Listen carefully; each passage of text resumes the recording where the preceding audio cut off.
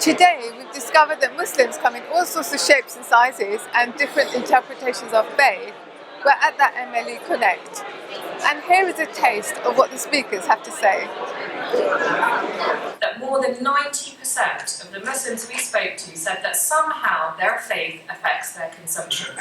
Now, we're not interested in how religious they are, what kind of religious they are, simply that there is something about their faith as Muslims that affects the way that they purchase products and services. And there are populations around the world that are increasingly middle class, so they're younger, they're becoming more educated, and naturally they're becoming more affluent. So that would reflect the story in the UK. That Muslim consumers feel like they are not engaged with, they are not represented, they are not reached out to in the way that other consumers are. When we asked Muslims what they saw as Sharia, what was their understanding of Sharia, they said it was simply that inner moral compass that guides the way that they make their decisions in life. So really just an inner guide, their conscience of how they choose to engage with the world. We have organisations like Thomson Reuters talking about that there's a potential bigger than China and the US, that there is a huge opportunity, and this opportunity is being missed, where you can create your brand equity and grow your business so that as your demographic grows, you can grow with them. And so Muslims are disproportionately young compared to any other demographic. See a chance to flourish cross boundaries, cross borders, cross classes, cultures, geographies and ethnicities, and really, in a way, bring to life the idea of an ummah in a way that has never previously been brought to life. Talking about Muslim futurists, there is no one single type of consumer.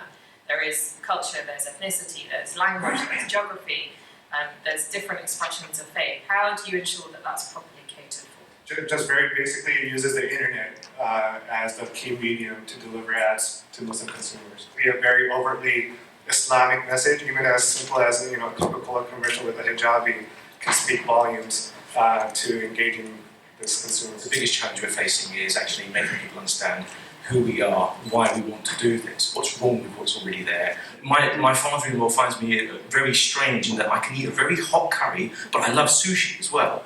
To him, the idea of sushi, the raw fish is just crazy. But we have that breadth, we have got this incredible breadth that allows us to feel very comfortable across a range of cultures. But what underpins all of that really is the fact that we've got values which are really defined by my faith. And those values are not set into any particular country or any particular culture. They're just universal values of goodness, universal values of morality. And so they underpin actually my core identity. But on the top, I'm interested in all sorts of different things. In that they originally, their family may have come from Pakistan, but now they're split. Some cousins live in Canada, some are here in London, some are over in South Africa. And they've already part of this kind of global diaspora, so they've already got this global network.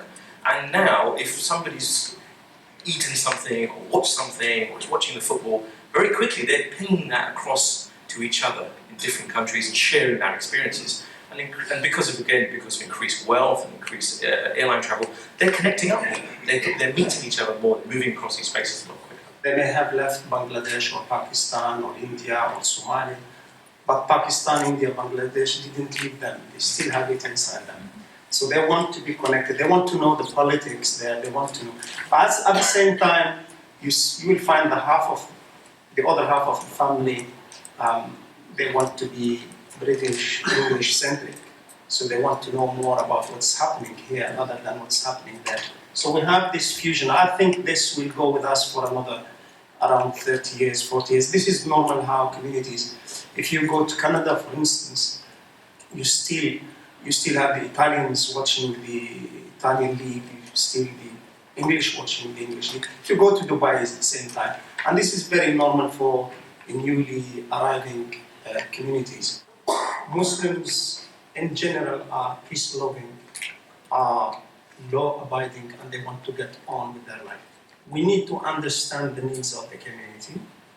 We need to understand the diversity of the community, and to me the diversity is not something negative, it's something very positive. You have to be in the middle path. We have to accept that we have so many groups, as brother just mentioned, you have the Diobandis, Brahmis and this and that. What we want to go to the lowest common denominator, as we say in maths. That's where all Muslims agree on. When people advertise with us, they are getting some kind of approval more than telling people this product exists. We're telling this product is kosher, is halal checked. In America, terrorism has kind of hijacked our religion. Islamophobia is at the forefront. So we feel that, and we've felt that ever since 9/11. And I'm sure over here it's the same thing. And to answer the question, has that affected the Muslim lifestyle sector? I'm sure it has, but it hasn't affected our business. The reason why I say that is because early on, when we started off the company, there was two directions we could have gone in terms of we could have gone for the non-Muslim companies, the Fortune 500s of the world, and have them try to convince them, hey, the Muslim consumer, the American Muslim consumer, is really a market you need to tap into. And I quickly realized that, hey, we have our work cut out for us to do that convincing. And who knows when that tide is going to turn in terms of Islamophobia. It could be a couple of years, it could be a couple of decades. So early on, I took the philosophy that our company is going to be B2B focused, and on top of that, focus on the Muslim B2B sectors. Muslim organizations, Muslim companies, they're not hijacked by terrorism. Their livelihood depends on the Muslim consumer, right? So their perception or their need to target their audience hasn't changed. So that's been our bread and butter, and although the market is big enough to really be self-sustaining, and ignoring the Muslim consumer now is like ignoring the Hispanic market in the 80s. In the Muslim world, relationships don't start because of business, they start because of a cup of tea. Hospitality, you might eat for 3 or 4 days before you even talk about business. That's just important. If you're trying to access the Muslim market, how do we actually do business with each other? We sometimes don't even talk about business and it still happens. Right? So the culture of business is really important. There's no way that any bank will actually entertain your business without you doing proper due diligence and providing the right kind of planning. More than often, we're insular. What we think is, okay, I've got this halal business and I've got the halal market. There's 1.9 million Muslims there, and I'm going to do this, and all of a sudden I've got a successful market, successful business. Why not think about the national, 80 million?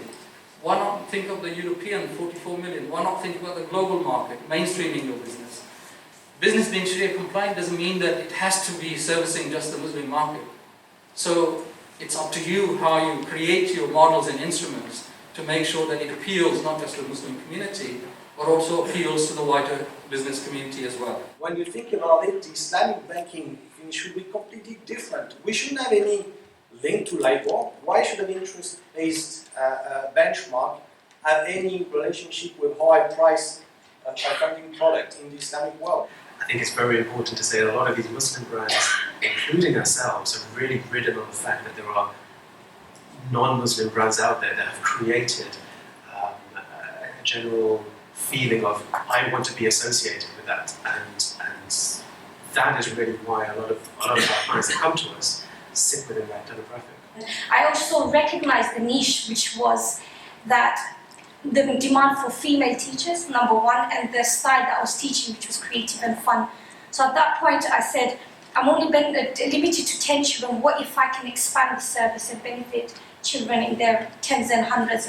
Although there were companies in that space, what was missing was the premium aspect. So why is it when you go to a conventional, mainstream, Western type shop, the packaging, the presentation, the quality, the imagery, the customer experience. So in answer to your question, what we tried to achieve was to bring all of these elements that were missing, to bring it to the Muslim consumer.